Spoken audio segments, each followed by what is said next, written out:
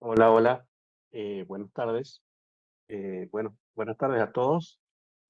Chicos, le estoy grabando la clase porque mañana tengo un compromiso, tengo que hacer unos laboratorios y no puede cambiar el horario, así que mañana no voy a poder dar clase, entonces les voy a grabar la última clase anticipadamente. De todas maneras, igual va a quedar una clase pendiente que el viernes que viene, que es donde voy a presentar el proyecto que tienen que hacer para finalizar el curso.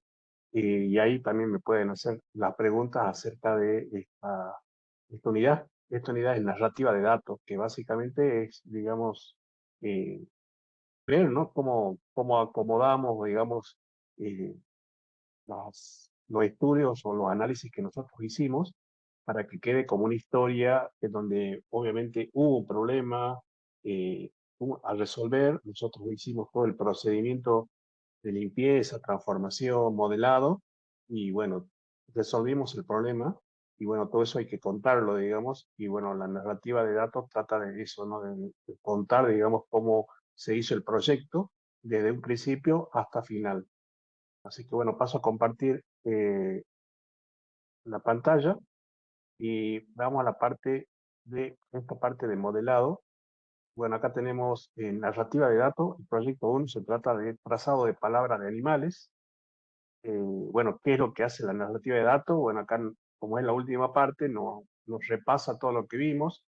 El orden típico del proceso de ciencia de datos es definición del problema, es decir, qué es lo que queremos resolver, la obtención de datos, de dónde vamos a sacar los datos, la limpieza de datos, bueno, es toda la parte la primera parte de manipulación que nosotros vimos, que es la limpieza, eliminar los datos duplicados, eliminar las celdas vacías, las filas redundantes, fijarse que cada una de las columnas se acomodan, digamos, al tipo de datos, convertir columnas de tipo object a tipos DATEM, que vendrían a ser DATEM, digamos, un tipo de datos que Panda lo puede manipular o lo puede manejar como si fuesen números. Entonces es siempre recomendable transformar las columnas a DATEM, porque Panda tiene muchas funciones para trabajar con DATEM, ¿sí?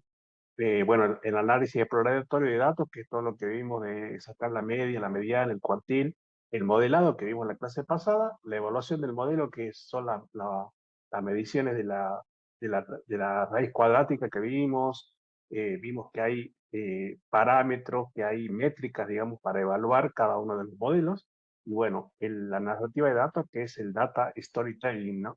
Que, bueno, así se llama, digamos, la narrativa de datos, que es la última parte para que, digamos, el cliente ya tome las decisiones.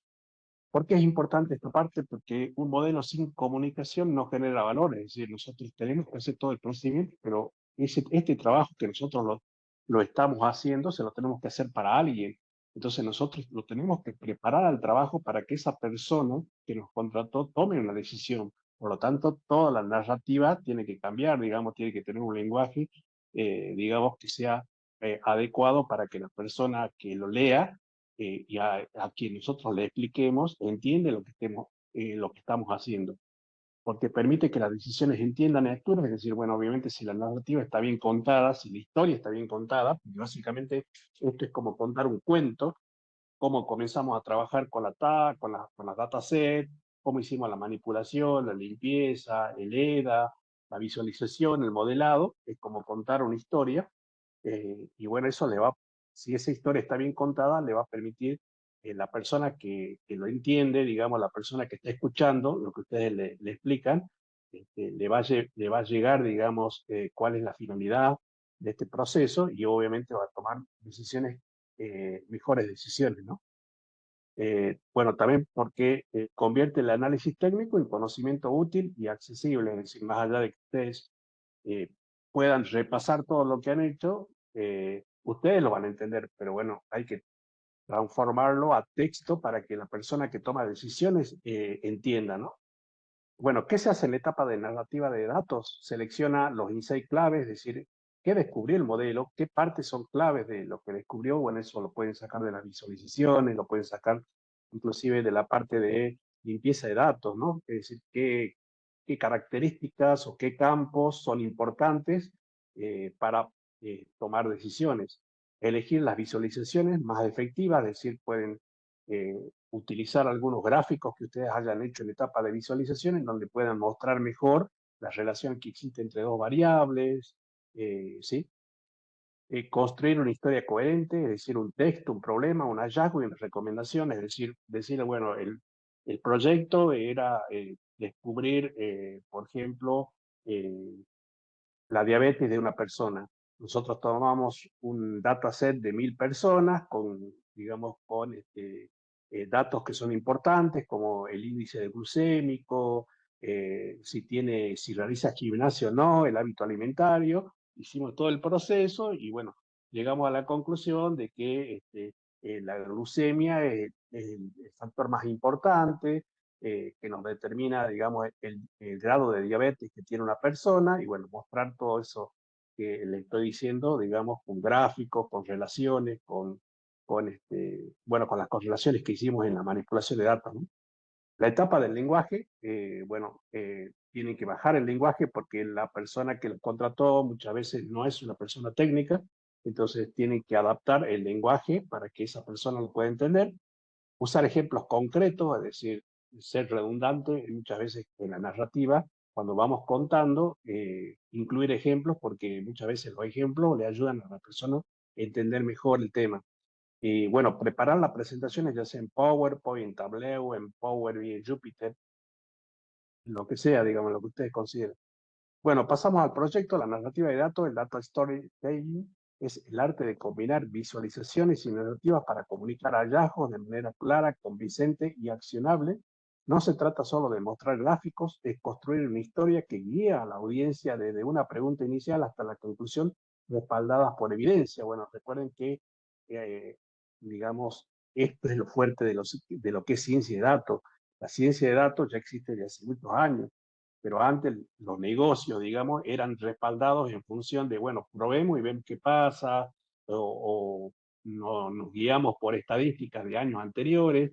No, ahora, digamos, ya existe una evidencia empírica en donde ustedes, digamos, hacen todo el proceso de análisis y le pueden llegar a predecir y con un cierto grado de certeza, digamos, si el proyecto va a funcionar o si es que digamos, eh, va a solucionar los problemas que ustedes están planteando.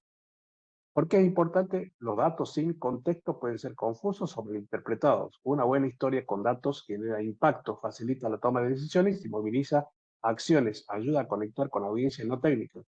Los elementos del data storytelling son los datos, bueno, porque los datos fueron limpiados. Yo no tomé los datos sucios, sino que hice todo un procedimiento para limpiar los datos. Entonces son precisos, tienen relevancia y son de calidad, porque hubo un proceso para poder determinar que el dato tiene precisión, que tiene relevancia en el proyecto y que es de calidad. Las visualizaciones son los distintos gráficos que ustedes pueden llegar a hacer en etapa de visualizaciones que nos van a mostrar tendencias y anomalías. Y la narrativa, que es el hilo conductor que responde a preguntas claves eh, del proyecto, ¿no? Bueno, el primer proyecto es un trazado de palabras de animales. Eh, La narración de datos está en el corazón de la ciencia de datos. Implica convertir resultados en comprensión al proporcionar explicaciones sobre cómo y por qué ocurren. En este capítulo practicaremos la formación de pruebas de hipótesis con mecanismos explicativos. El enfoque estará en conjunto, el enfoque estará en un conjunto de datos derivados de una subcolección de iniciativa de Google Box. Esta subcolección rastrea la frecuencia de publicaciones de cientos de palabras relacionadas con animales en material impreso durante 300 años. En la figuración de este capítulo, en la configuración de este capítulo, construiremos una función reutilizable que nos ayudará a explotar las tendencias de palabras de animales a lo largo del capítulo. Bueno, ¿de qué se trata este proyecto? Se trata de que yo creo una función en Python, yo le tiro una palabra de un animal y eso, digamos, busque la cantidad de apariciones que tiene esa palabra en Google Books, digamos, en un libro de Google, eh, y, bueno, de los últimos 300 años, ¿no? Es decir, por ejemplo, le tiro elefante, me va a buscar en los últimos 300 años, digamos, todas las cantidades de palabras elefantes que tienen distintos tipos de publicaciones. Si le tiro, qué sé yo, tigre, me va a mostrar, me va a buscar la cantidad de palabras tigre que tiene, digamos, el Google Book de los últimos 300 años.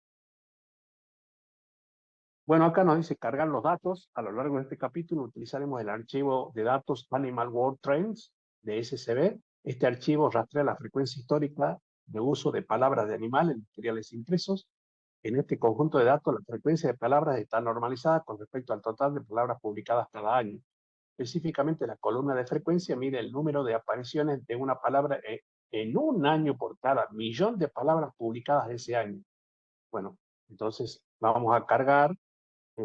Pueden hacer el mismo proceso, pero fíjese que este es un dataset muy complejo porque tiene 127.336 filas y 3 columnas.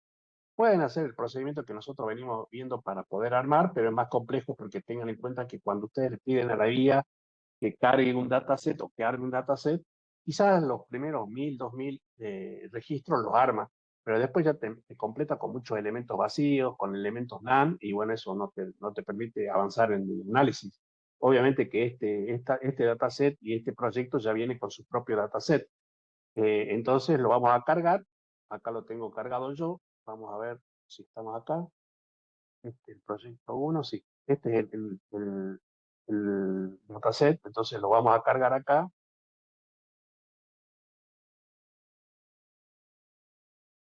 Lo cargamos acá.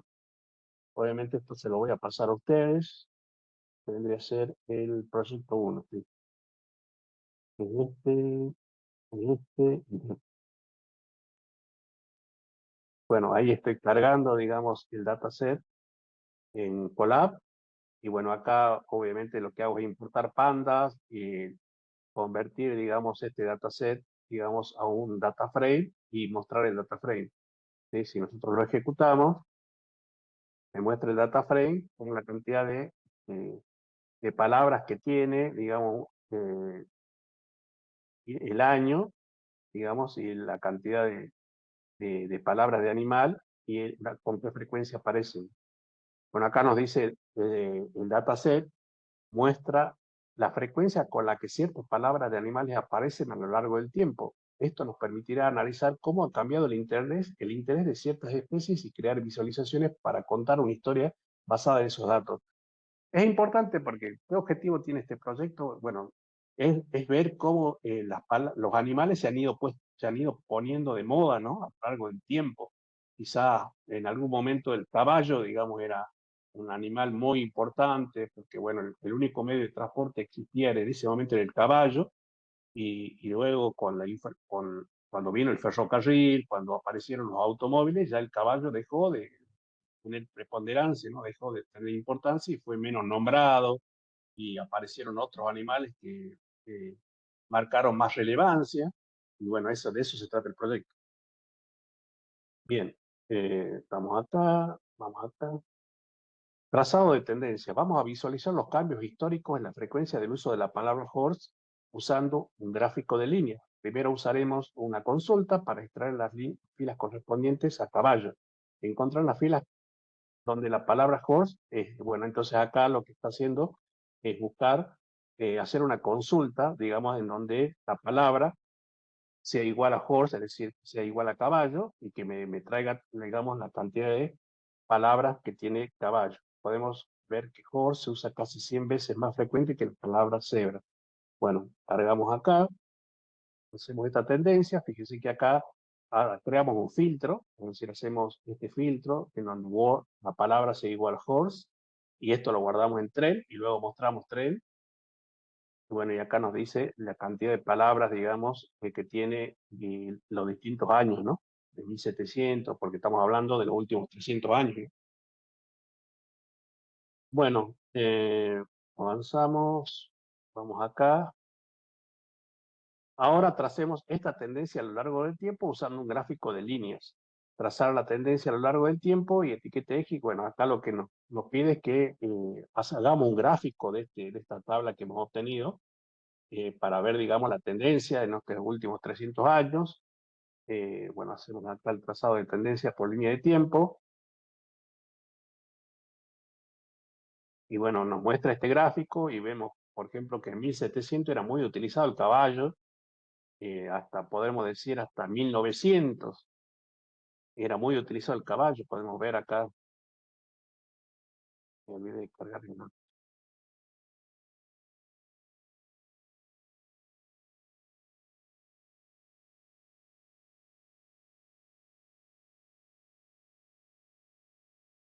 Bueno, le decía que, como pueden ver en el gráfico, hasta acá, digamos, era muy utilizado el caballo. Ya en 1900, cuando apareció el ferrocarril y se inventó la máquina del vapor y se inventó los autos, fíjense que el caballo fue decreciendo. Y después tuvo un pico, quizás, digamos, debido a las competencias, que está volviendo a levantar el tema del caballo, ¿no? Digamos, se menciona más el caballo, digamos, en estos años. Bueno, acá nos dice la frecuencia de caballo ha disminuido a lo largo de las décadas, reflejando cómo el caballo ha perdido protagonismo en la vida cotidiana y en la narrativa moderna. Este gráfico es un espejo del cambio cultural y tecnológico de la sociedad. Correcto, todo esto está bien. Eh, bueno, acá nos dice lo mismo, la frecuencia de la palabra caballo ha ido disminuyendo a lo largo de la década, reflejando que el caballo ha perdido protagonismo en la vida cotidiana. Y acá nos dice que lo que podemos hacer, digamos, con esta muestra que hemos hecho de caballo, es crear una función reutilizable. Dice, en este capítulo estaremos trazando muchas tendencias de palabras. Simplifiquemos el proceso envolviendo el código de trazado en una definición reutilizable. Es decir, lo mismo que hemos hecho con caballo, tendríamos que hacer con cebra, con chimpancé, con tigre, con león, con mula, con lo que sea. Y bueno, la verdad que sería mucho código. Entonces, lo que nos dice es que en vez de hacer todo esto por cada uno de los animales, creemos una función reutilizable en donde le pasemos el animal y automáticamente ya haga todo el gráfico, ¿no? Observa, dice, que bueno, en este caso, ejecuta el siguiente código para agregar la definición de la función a nuestro entorno de trabajo. Observe cómo la consulta accede a la variable animal usando la notación @animal. Ahora podemos simplemente llamar a la función plot word train cada vez que queremos visualizar el uso histórico de una palabra de animal. Volvamos a graficar caballo usando esta función. También dibujemos la línea vertical naranja para el año 1886, que es el año en que se inventó el automóvil. Bueno, acá lo que nos dice es que vamos a crear una función, digamos, reutilizable, en donde, digamos, yo le paso acá, fíjense que le paso acá el animal que yo quiero investigar y automáticamente me analiza, me busca, digamos, cuántas veces aparece ese animal en el Google Box en los últimos 300 años. Entonces, la crea y acá me dice que busque caballo, por ejemplo, que es la que venimos trabajando. Es decir, hemos creado la función que no hace nada, pero ahora llamamos a esa función. ¿Cómo se llamaba esa función? Esa función se llama word train query, ¿sí? Entonces ahora llamamos a esa función y le pasamos la palabra caballo, es decir, en este caso, el caballo, el horse, eh, va a entrar por este @animal, que es un parámetro, ¿sí? Va a entrar por ahí y va a calcular, digamos, la frecuencia de esa palabra en el Google Book. Entonces acá volvemos a hacer lo mismo, me vuelve a tirar la tabla y bueno, y acá, no, vamos a ver, voy a hacer acá, esto vendría a ser esto. Bueno, ya está la consulta hecha. Esto creo que lo que hace es graficar, digamos, el caballo con respecto al león. Digamos, cómo fue una tabla comparativa, ¿no? De lo que es el caballo y el león. Y bueno, una vez que nosotros ya tenemos esta gráfica, nos pide que le generemos un umbral, digamos, como si fuese una línea referencial, trazar la tendencia a la palabra caballo, es decir, vamos a trazar una línea en 1886, que es cuando se inventó el automóvil, y a partir de cuál comenzó a descender, digamos, el uso de la palabra caballo. Entonces, lo que hacemos en este código es simplemente trazar una línea vertical o de color naranja para marcar, digamos, un punto de inflexión, ¿no? Un punto de equilibrio, digamos, el desequilibrio vendría a ser más que nada un punto de inflexión, a partir del cual la palabra caballo comienza a ser disminuida. Y bueno, eso es lo que hacemos acá. Marcamos con orange, con este color, digamos, utilizando el axe line que nosotros lo vimos en la parte de visualización, para marcar, digamos, puntos como si fuesen umbrales o puntos de referencia, y obviamente en la visualización nos permite entender mejor, no podemos decir, todo lo que está antes de la línea naranja era el crecimiento de la palabra caballo, todo lo que está después de la línea naranja es el decrecimiento de la palabra caballo. Bien. Esto es esto. Trazado de múltiples tendencias. Bueno, obviamente también ya eh, habiendo creado una función, digamos, reutilizable, ya la puedo utilizar para cualquier animal. Por ejemplo, acá me pide que, digamos, le mandemos a esa función la palabra pingüino y la palabra dinosaurio. Y bueno, eso es lo que nos va a generar. Acá le mando la palabra pingüino y la palabra dinosaurio, y fíjense que está graficando en azul los pingüinos y en naranja los dinosaurios. ¿Qué me está graficando? La utilización de la palabra en los años. Esto, por ejemplo, en 1700 no se utilizaba mucho la palabra pingüino y dinosaurio comenzó a crecer a partir de 1950, comenzó a crecer, digamos, eso puede ser debido a diversos motivos. Bueno, esto acuérdense que también lo pueden hacer eh, acá en el GPT que me estoy olvidando. Vamos a cargar el dataset con el cual yo vengo trabajando, que es del capítulo 1.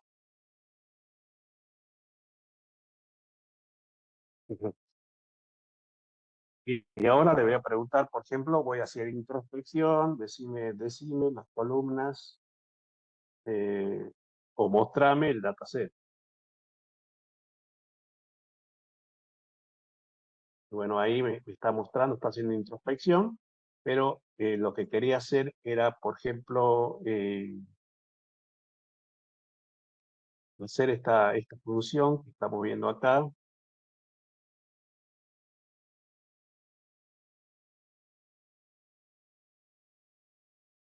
Esta función de reutilización.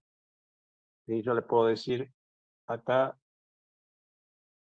copiar este código que está acá y pasarle, digamos, acá y decirle, ¿qué hace o pásame y limpio el código, comenta y explica?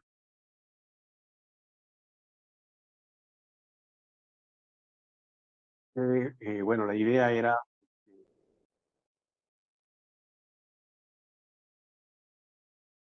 de esto es que, digamos, ustedes puedan entender un poco mejor lo que hace cada línea de código y le dice, bueno, qué es lo que hace esta línea de código, que es una función reutilizable.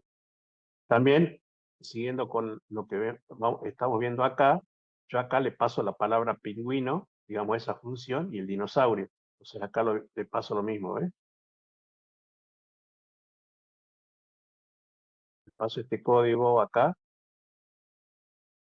y le digo lo mismo, pasa el limpio, comenta y explica. Bueno, y acá me va a explicar, digamos, qué es lo que está haciendo esa línea de código, pero lo que me interesa a mí es que muchas veces nosotros hacemos esto, digamos, y obviamente la inteligencia artificial nos ayuda a entender mejor lo que estamos haciendo y todo el proceso, pero también en la interpretación de los gráficos es importante que lo utilicen, porque bueno, acá me estoy tirando este gráfico, entonces yo le puedo copiar este gráfico, vamos a ver si lo puedo copiar acá, copiar, y le puedo decir acá, este es el gráfico del resultado de esa línea de código. porque es la última que yo le pasé. Ayúdame a interpretar. Es decir, le paso la gráfica y le digo a la IA que me lo ayude a interpretar. Y bueno, ahí me dice que la tendencia de la palabra pingüino, que es la línea azul, casi sin uso hasta 1850, aumenta notablemente a partir de 1900, tiene un pico fuerte entre 1980 y 2000, posiblemente relacionado con la popularización de los pingüinos en medios documentales y películas, el dinosaurio, prácticamente nulo hasta 1850, comienza a subir después de 1850, tiene un pico entre 1900 y 2000, luego desciende levemente. Conclusión, ambas palabras se volvieron relevantes en el siglo XX, el pingüino ha sido más frecuente que el dinosaurio en lenguaje escrito, y los picos reflejan posibles eventos culturales, científicos o mediáticos. O sea que la IA me da muchas herramientas para poder interpretar el gráfico, pero siempre recuerden el hilo que estamos siguiendo, ¿no? De cargar el dataset, porque si no, la IA no sabe de qué estamos hablando. Entonces tienen que cargar el dataset y tienen que hacer todo este mismo procedimiento que nosotros estamos haciendo con la IA. Bueno, acá nos dice explorando y formando hipótesis. El ferrocarril transcontinental en Estados Unidos se completó en 1869. Tuvo esto un impacto en el uso de la palabra de animales.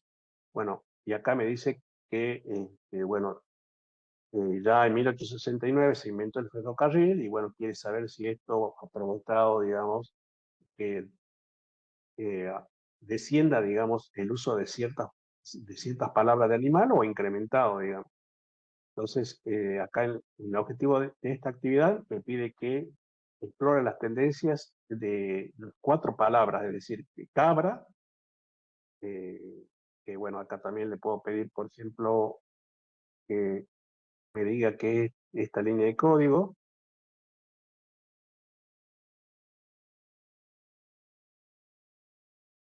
Llegar acá, le digo, pasa en limpio esta línea de código, comenta y explica. Eh, Inclusive le puedo decir qué gráfico, mostrame, mostrame el gráfico que genera estas líneas de código. Es decir, hacer al revés, ¿no? Y bueno, ahí me va a mostrar el gráfico que genera esas líneas de código. Va a actuar como intérprete.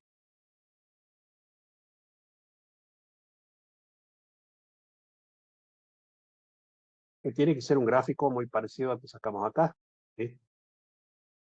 ¿Sí? Con la línea marcada de lo que es la aparición del ferrocarril, digamos, ¿no?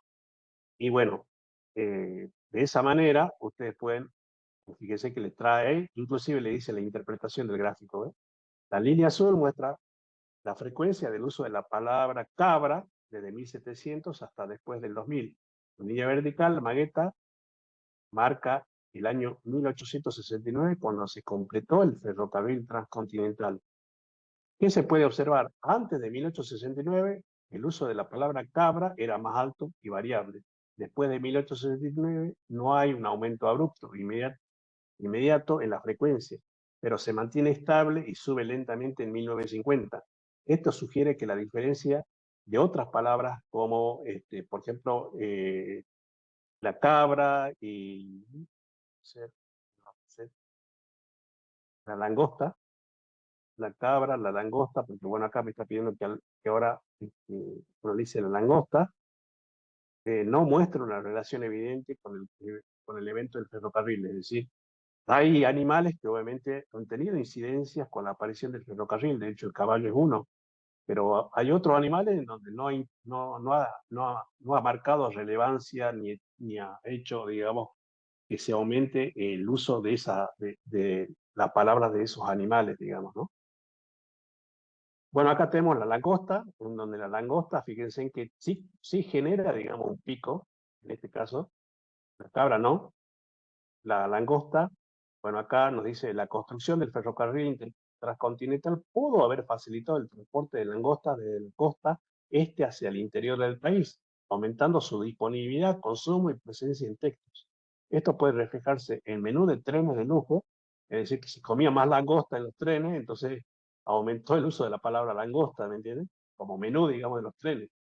Y la cultura gastronómica emergente, es decir, acá lo que nos está diciendo que la aparición del tren está marcando, digamos, que se comenzó a usar más la palabra langosta, y esto se debe a que la langosta era el menú del tren.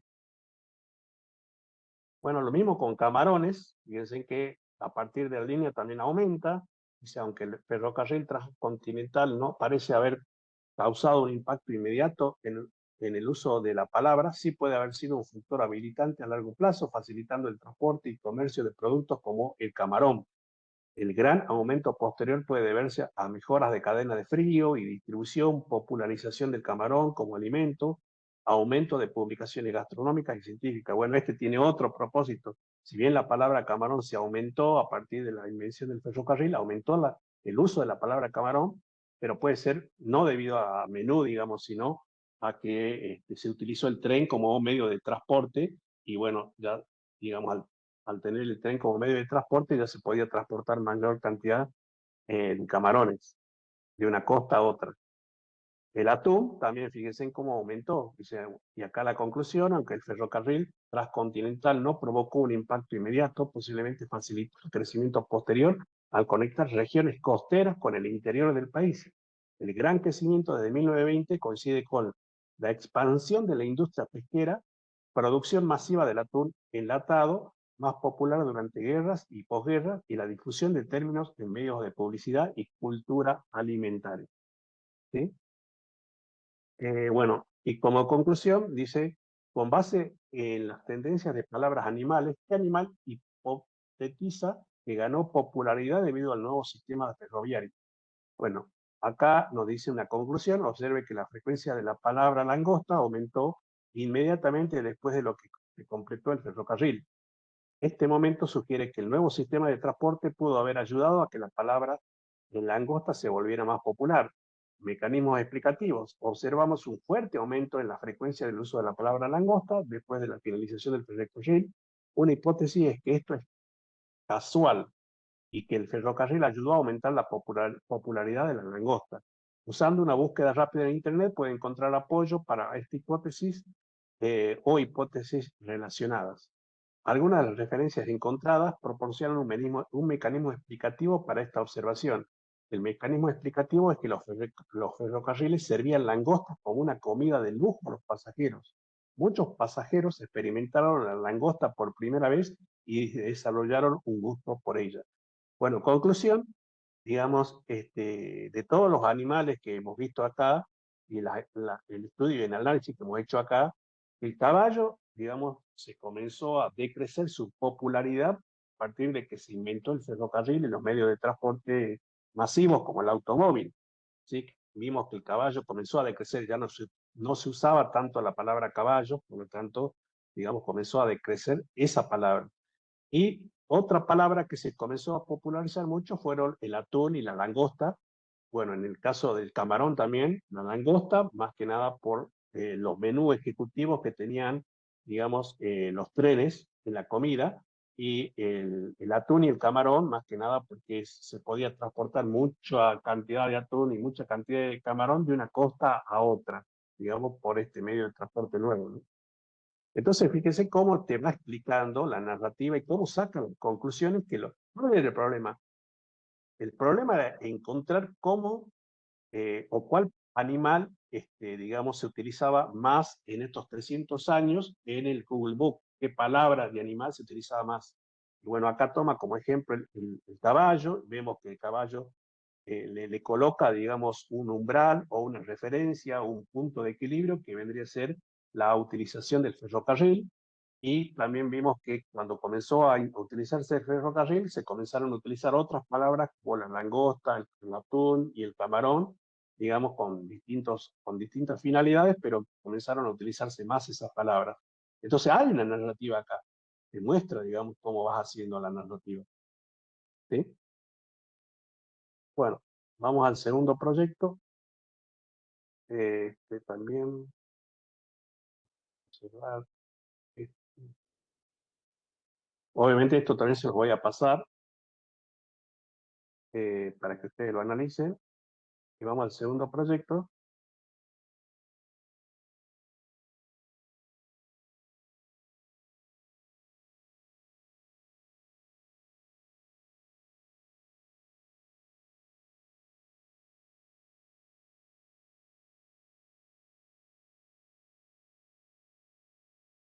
El segundo proyecto se trata de colecciones privadas de animales. Bueno, acá tenemos una introducción, nos dice, durante la explotación global del Imperio Británico entre 1750 y 1835, muchos animales fueron traídos y exhibidos al público inglés por primera vez. Estas criaturas exóticas se mostraban y comercializaban en lo que fueron los precursores de los zoológicos, conocidos como menagerie, vendrían a ser colecciones privadas de animales. En este proyecto investigamos las colecciones privadas de animales británicas y afectaron la frecuencia del uso de diferentes palabras relacionadas con animales. Era básicamente, digamos, muestras de animales que traían de África para que la gente los conozca, ¿no? Sobre todo animales exóticos, digamos, que no son muy comunes. Bueno, acá nos dice que utilizamos una función que ya la desarrollamos en el proyecto anterior. ¿Se acuerdan? En la función multipropósito, la función de reutilización que nosotros armamos en el proyecto anterior, en donde nosotros le tiramos una función y automáticamente, una palabra, le tiramos una palabra a esa función y automáticamente nos dice, digamos, la cantidad de veces que aparece esa palabra en el diccionario, en el Google, ¿no? Bueno, acá nos dice, define una función plot animal que filtra el data frame para quedarte solo con la fila donde la palabra coincida con el animal ingresado. Bueno, también lo podemos graficar esa función. Y los animales que vamos a estudiar, obviamente, son animales, digamos, exóticos, que más populares, como por ejemplo el tigre, la hiena, el tapir, el tucán, el guacamayo y el avestruz, que bueno, acá pueden ver en este periodo, ¿no? Es decir, vamos a ver cuántos de estas palabras se utilizaban en este periodo entre 1750 y 1835. ¿Qué queremos determinar? Bueno, queremos determinar, digamos, cuáles son los animales que más vistos o más populares o lo que más pedía la gente, porque, bueno, estamos plantados en una muestra de animales exóticos, ¿no? Bueno, en este caso lo que vamos a hacer es generar un gráfico de la palabra tigre, es decir, utilizando la misma función que vimos en el proyecto anterior de reutilización, le pasamos la palabra tigre y nos muestra este gráfico, y acá dice dibuja, bueno, este código le permite dibujar una línea, una franja vertical de color magueta desde el año 1750 a 1835, porque bueno, ese es el objetivo, ¿no? Cuando nosotros entramos, ya nos dice que vamos a analizar entre 1750 y 1835. Es decir, en un periodo, en un lapso de tiempo, vamos a ver cómo se comporta la utilización de esa palabra. Bueno, acá nos dice que se dibuja una franja vertical de color magueta desde 1750 a 1835, marcando visualmente el periodo histórico de las colecciones de animales exóticos. En el gráfico, el argumento alfa 03, opcional pero recomendado, haría que el color sea transparente. Es decir, en este caso, ¿dónde está animal? Bueno, la ave.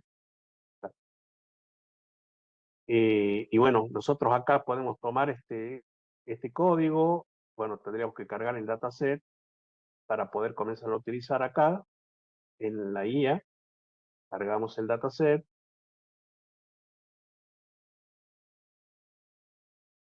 vamos en el proyecto, estamos en este proyecto, cargamos este proyecto y le decimos que nos muestre, mostrarme las columnas. Esto es siempre, acuérdense, para hacer introspección, que vendría a ser el análisis que nosotros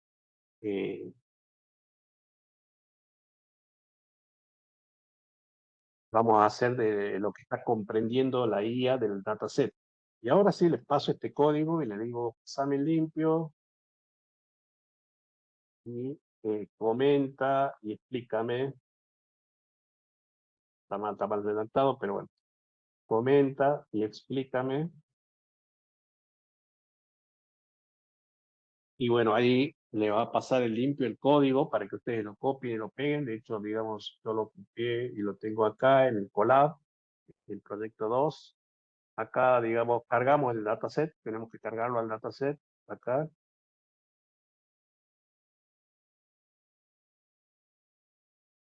Vamos a cargarlo acá, en proyecto 2, que es este que está acá. Este es el proyecto 1. El proyecto 2, es este que está acá.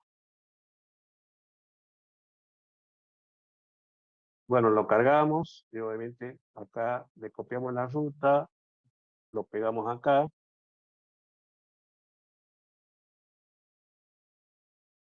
Y lo ejecutamos. Obviamente que este dataset se lo voy a pasar. Esta es la función que ya habíamos definido anteriormente. Fíjense que le paso un animal y me dice la cantidad, la frecuencia con la que aparece esa palabra en esta base de datos. Y bueno, acá estamos viendo la del tigre. Y acá está, digamos, la línea magueta que me está marcando el periodo, que es el periodo relevante sobre el cual yo quiero averiguar qué incidencia tuvo el animal en ese periodo. ¿Sí? Mm, Bueno, acá, bueno, después le podemos pedir que me haga el gráfico, mostrarme el gráfico de estas líneas de código.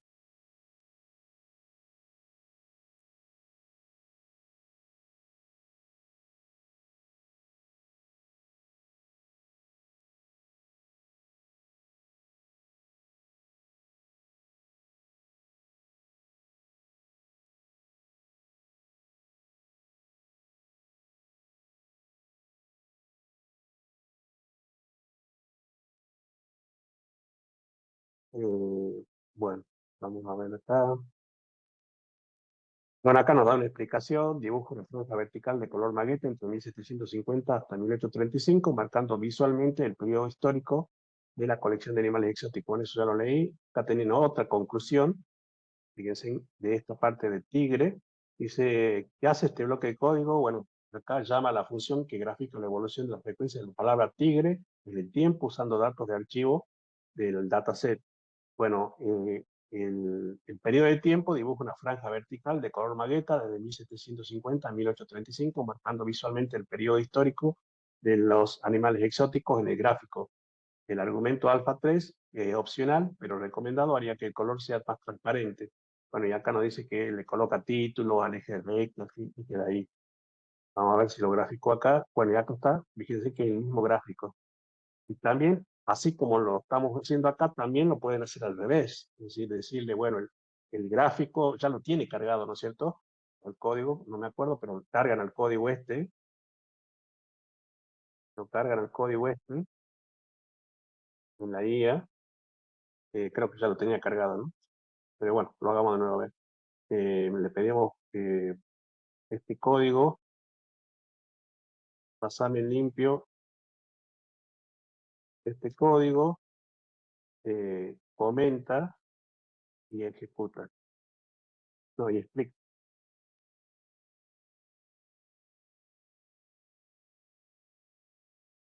Y bueno, ahí está explicando el código.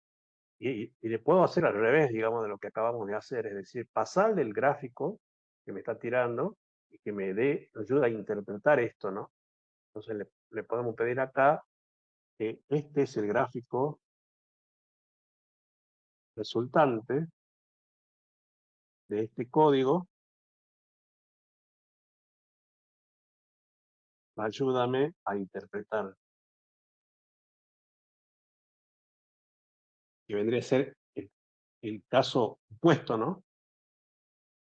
En donde nosotros ya le pasamos el gráfico y bueno, acá nos dice la interpretación corresponde al periodo de Managerie, que vendría a ser la colección de animales exóticos, época en la que se popularizaron las exhibiciones de animales exóticos en Europa. La franja magueta indica ese contexto histórico. Bueno, acá nos dice la tendencia durante este periodo, se observa un aumento gradual en la frecuencia del uso de la palabra tigre entre 1750 y 1835. Esto sugiere que la presencia de tigres en espectáculos o exhibiciones pudo haber generado mayor interés que menciones en libros, periódicos y otros textos. Después de 1835, la frecuencia se mantiene relativamente alta con oscilaciones leves. A partir del año 2000 se nota otro gran aumento en la frecuencia, posiblemente relacionado con documentales, culturas o preocupaciones por la conservación del tigre. Conclusión, el gráfico apoya la hipótesis de que los tigres fueron animales destacados durante la colección, en el periodo de colección, con un impacto visible en la frecuencia textual. Bueno, es importante porque nos ayuda y nos dice cosas que quizás nosotros no lo interpretamos al ver el gráfico, ¿no? Bueno, y lo mismo hacemos con la hiena, ¿sí? También acá le puedo pedir al ChatGPT, digamos, que me explique esta línea de código, pasa en limpio estas líneas de código y comenta. Bueno, acá en este caso le vamos a pedir que mostrame el gráfico que genera estas líneas de código.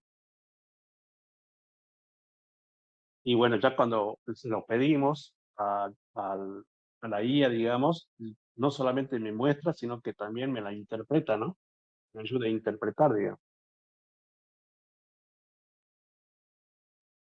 Fíjense que acá me muestra el gráfico y me dice la interpretación. Bueno, este periodo de Magueta, cuando eran comunes las exhibiciones de animales exóticos, la tendencia durante ese periodo, la frecuencia de la palabra hiena es muy baja antes de 1750, pero comienza a subir lentamente dentro del periodo resaltado. Esto sugiere que las hienas empezaron a tener presencia en el discurso escrito, probablemente por su incorporación en la muestra, ¿no?, de colecciones o por interés científico y cultural. Desde 1835, es decir, después de 1835, la frecuencia sigue subiendo hasta el año 19, hasta el siglo XIX. Luego se estabiliza con un nuevo aumento a partir del 2000, tal vez por apariciones en medios documentales o la literatura contemporánea. Bueno, acá me pide que haga la hiena, el tapir, el tucán, siempre en ese periodo, ¿no? El guacamayo, a ver, el tucán, a ver, estamos acá en el tapir, tucán, guacamayo, el avestruz, y bueno, me saco una conclusión final, que acá podemos ver la conclusión que me saca, que obviamente esto fue, como yo lo fui haciendo con ChatGPT, a todos estos análisis, obviamente todo esto va quedando en memoria del ChatGPT y después le pido que saque una conclusión final, ¿sí? Que esa conclusión final es la que estamos viendo acá, y se observa cómo la frecuencia de la palabra para los 6 animales muestra una clara tendencia ascendente durante el periodo de colección.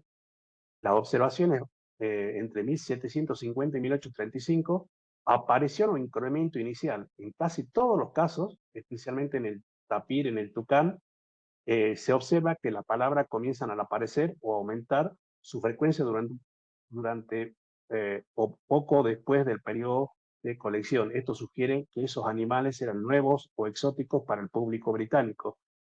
Eh, Como la segunda conclusión, incrementos notorios en las palabras populares. Los animales como tigre y hiena ya existían en el idioma antes de 1750. Se nota un incremento sostenido y acentuado de su frecuencia durante el periodo de exhibiciones. Esto indicaría que su presencia en las colecciones de muestra al público reforzó su visibilidad cultural y lingüística. La conclusión 3, la relación de exhibición y el uso del lenguaje, el hecho de que varios de estos términos tengan picos de frecuencia o inicio de uso en ese mismo rango, sugiere que las colecciones actuaron como disparadores de conocimiento e interés social sobre la fauna exótica, lo cual se tradujo en mayor uso en los libros, periódicos y escritos de la época. En conclusión sintética, durante los periodos de 1750 y 1835, todas las palabras analizadas muestran un patrón común.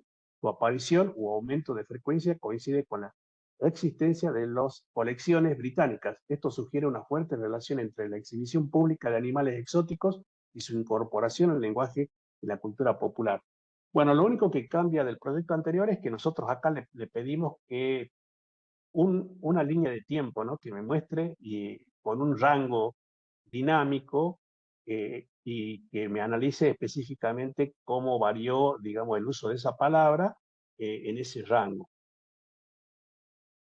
Y bueno, después hay otra parte en donde dice, bueno, hubo otros animales también en las muestras que querían exhibir, pero que eran demasiado difíciles de obtener, de mantener en cautiverio. Algunos de esos animales son el colibrí, el chimpancé, el suricate y el pingüino. Acá tienen un colibrí, un chimpancé, un suricate y un pingüino. Estos animales eran difíciles de alimentar, eran susceptibles a enfermedades y complicados de criar en cautiverio. Como resultado, raramente aparecían en las colecciones. ¿Cómo afectó esta escasez a las tendencias de uso de estas palabras relacionadas con los animales? Bueno, acá ya cambia la situación, porque bueno, ya había un condicionante, ya había una limitación, y bueno, estos animales eran difíciles de mantener en cautiverio, pero bueno, también analiza el uso de estas palabras en el mismo periodo, y bueno, acá hace exactamente lo mismo, y bueno, acá tiene las conclusiones, en este caso es del colibrí, que aumentó su uso durante el periodo de colección, dado que estos animales eran difíciles de mantener en cautiverio, es probable que no haya un aumento notable en esa franja, por diferencia de animales como el tigre y el tucán. Bueno, acá tenemos el chimpancé, que era un animal muy difícil de mantener en cautiverio. En esta época, fíjense que no tiene picos acá en este periodo, por lo tanto se espera una baja frecuencia o aparición. Tenemos el suricata, que también es casi nula, digamos, el suricata era un animal difícil de mantenerse en el cautiverio también, y el pingüino, que también era muy difícil, por lo tanto no tiene picos, digamos, en el uso de estas colecciones, digamos, al público de animales exóticas, no generó aumento del uso de estas palabras, ni del pingüino, ni del suricata, ni del chimpancé. Muy poco el colibrí, precisamente como en ese periodo de colecciones, como era muy difícil de mantener, digamos que no estaban mucho tiempo y lo sacaban, digamos. Bueno, y acá tienen las conclusiones, digamos, de lo que es cada uno de estos animales que eran difíciles de mantener. El colibrí, la palabra no muestra un momento claro entre el periodo 1750 y 1835. Esto concuerda con el hecho de que los colibríes eran extremadamente difíciles de alimentar y mantener vivos en cautiverio. El chimpancé, aunque era un animal exótico de alto interés, su frecuencia en textos era baja durante el periodo marcado. Su uso aumenta después de 1835, coincidiendo con el desarrollo de zoológicos más avanzados y estudios científicos. La escasez de colecciones, digamos, de animales se debió a problemas de salud, estrés y dificultad de transporte. El suricata se populariza mucho más tarde gracias a documentales zoológicos modernos y cultura popular. Esto sugiere que no fue conocida por el público británico durante el periodo de colección, digamos, de muestra, ¿no? El pingüino, a pesar de ser un animal llamativo, el pingüino era muy difícil de transportar y mantener fuera de su hábitat frío. Su mención en texto es limitada antes del siglo XIX. Aumenta su popularidad con expediciones polares y zoológicos con tecnología refrigerada. Conclusión, las palabras relacionadas con animales difíciles de mantener en cautiverio no presentan aumentos significativos durante el periodo 1750 y 1835. Esto contrasta fuertemente con, con animales exhibidos como el tigre, el tucán y el guacamayo, cuyas frecuencias de uso aumentaron notablemente. Esto refuerza la hipótesis de que la visibilidad física en exhibiciones públicas influía directamente en la incorporación de estos términos en el lenguaje de cultura y de la cultura popular. Bueno, esto es la idea, digamos, por último, también hace un análisis de los animales australianos, que en este caso tenemos la hipótesis para explicar las diferencias en las tendencias de frecuencia de palabras para distintos animales exóticos. Ahora vamos a poner a prueba la hipótesis con otro grupo de animales. A partir de 1780, las colecciones comenzaron a importar grandes cantidades de animales exóticos desde Australia, usando, digamos, tu hipótesis anterior, predice cuál de estos animales australianos fue el más difícil de adquirir y exhibir en las colecciones. Tenemos un carburo, tenemos un koala y un wombat, que también, la verdad que no lo conocía, pero es esto, un wombat. Bueno, acá comienza a analizar el canguro en este periodo. Como pueden ver, hay picos. Nos dice el canguro fue uno de los primeros animales australianos que causó gran impresión en Europa, aunque era difícil de transportar, se convirtió rápidamente en un símbolo de lo exótico australiano, lo que puede reflejarse en un aumento de frecuencia en la palabra en ese periodo, entre 1750 y 1835. El koala el koala no tanto, como pueden ver, el koala era extremadamente difícil de transportar y alimentar fuera de Australia, por lo tanto es muy probable que su frecuencia de uso fuera baja o casi nula durante el periodo de las colecciones. Su popularización llegó mucho después con el desarrollo de zoológicos modernos y medios de comunicación globales. Y el wombat tuvo un pico acá. Wombat, como otro animal australiano, era difícil de transportar y mantener con vida en cautiverio debido a las necesidades dietéticas y comportamiento nocturno. Por eso es probable que su uso en texto fuera bajo o casi nulo durante un periodo de la colección. La palabra wombat comienza a tener más relevancia después del siglo XIX en el contexto de zoología moderna o literatura sobre fauna australiana. Bueno, y la conclusión observa cómo la frecuencia de la palabra koala no aumentó mucho durante el periodo de las colecciones, especialmente en comparación con wombat y canguros. Esto sugiere que los koalas eran difíciles de transportar y mantener en cautiverio. Y bueno, esto es, digamos, la parte, no sé si han podido entender cuál es la idea de esto. Es como eh, dar la conclusión final, ¿no? Es decir, tiene que haber un problema a resolver y a través de la ciencia de datos, nosotros en esta etapa le tenemos que mostrar a la persona que nos contrató cuál es la conclusión, por qué sacamos esa conclusión. Y para eso nos tenemos que valer de Python, digamos, como lenguaje de programación de ciencia de datos y con la IA, que la IA nos ayuda muchísimo. Ustedes mismos han visto, nos ayuda a hacer gráficos, nos ayuda a entender el código Python, nos genera código Python, nos genera gráficos, nos ayuda a interpretar gráficos, o sea que es más que relevante el uso de la IA. Así que bueno, chicos, con esto finalizo, digamos, el curso.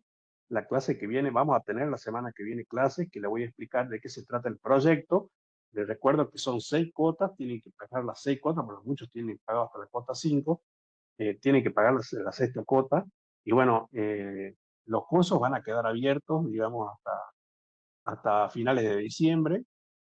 Hay un curso que lo comencé ayer, que es el de Bridge, el Tech Bridge de Ciencia de Datos, que incluye esto que ustedes han visto en presentaciones, pero no lo tienen incluido al módulo como curso. Y es un curso que apareció recién ahora en julio del 2025, que lo sacó Cisco, que es un curso que se llama así, Fundamento de Ciencia de Datos con Python.